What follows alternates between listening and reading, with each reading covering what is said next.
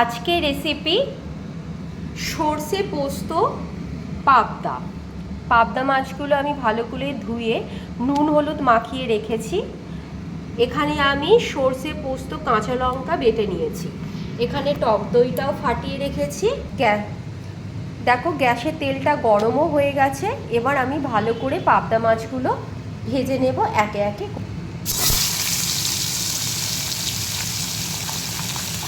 এই যে সব মাছগুলো আমি লাল লাল করে ভেজে নিয়েছি। এবার ওই তেলেই আমি দিয়ে দেব টক, এবার দিয়ে দেব আদা বাটা, এবার আমি যে পোস্ত সর্ষে কাঁচা লঙ্কাটা বেটে রেখেছিলাম সেটাও আমি কী করব দিয়ে দেব। এবার দেব আমি হলুদ। নুনটা এখন দেব না, কারণ আমি যখন সর্ষে পোস্ত কাঁচা লঙ্কা বেটেছিলাম তখন আমি নুন দিয়েই বেটেছিলাম, তাই পরে একটু স্বাদ অনুযায়ী নুন দেব। এবার দেব একটু জিরে গুঁড়ো,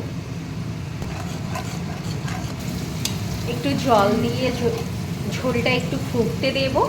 দিয়ে দেব ধনেপাতা কুচি আর যে মাছটা ভেজে রেখেছিলাম সেইটা।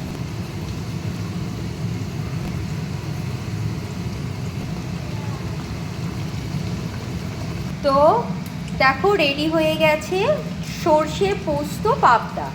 কেমন হয়েছে অবশ্যই কিন্তু তোমরা জানাবে।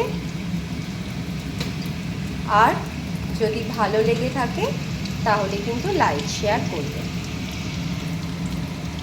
টাটা।